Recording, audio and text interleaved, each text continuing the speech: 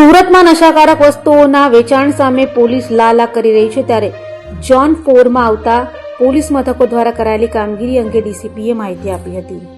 સુરતમાં DCP zone 4 police દ્વારા combing કરાયું હતું. નશાકારક વસ્તુઓનું વેચાણ ન થાય તે માટે પાનના ગલ્લા ઉપર ચાલતી ગેરકાયદેસર પ્રવૃત્તિ બાબતે કોમ્બિંગ કરાયું હતું, જેમાં અટવા, ઉમરા, વેસુ, પાંડેસરા, ખટોદરા અને અલથાણ પોલીસ મથક વિસ્તારમાં ચેકિંગ કરાયું હતું. યુવાનો અને કિશોરને નશાકારક વસ્તુઓનું વેચાણ કરતા લોકો સામે કાર્યવાહી કરાઈ અને ગલ્લામાં ગેરકાયદેસર સામાન રાખવા બાબતે પણ કાર્યવાહી કરાઈ હતી. સાથે સ્કૂલ અને કોલેજના 100 મીટરના એરિયામાં પ્રતિબંધિત વિસ્તારમાં ગેરકાયદેસર વસ્તુઓનું વેચાણ કરતા લોકો સામે પણ કાર્યવાહી કરાઈ છે અને 18 જેટલા લોકોની અટકાયત કરાઈ હતી.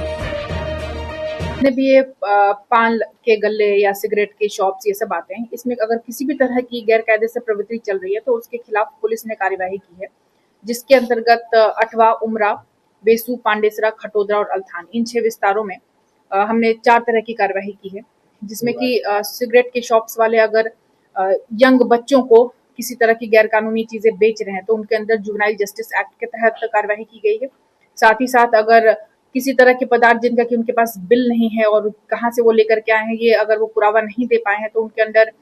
भारतीय नागरिक सुरक्षा संहिता की कलम 35(1)E के मुजब कार्यवाही किया और कब्जे किया गया है. और साथ ही साथ सिगरेट और बीजा तंबाकू उत्पादन अधिनियम के तहत अगर स्कूल और कॉलेजेस के 100 मीटर के अंदर वो काम कर रहे हैं तो उनके ऊपर कार्रवाई की गई है. इस तरह के टोटल 18 आरोपियों को के विरुद्ध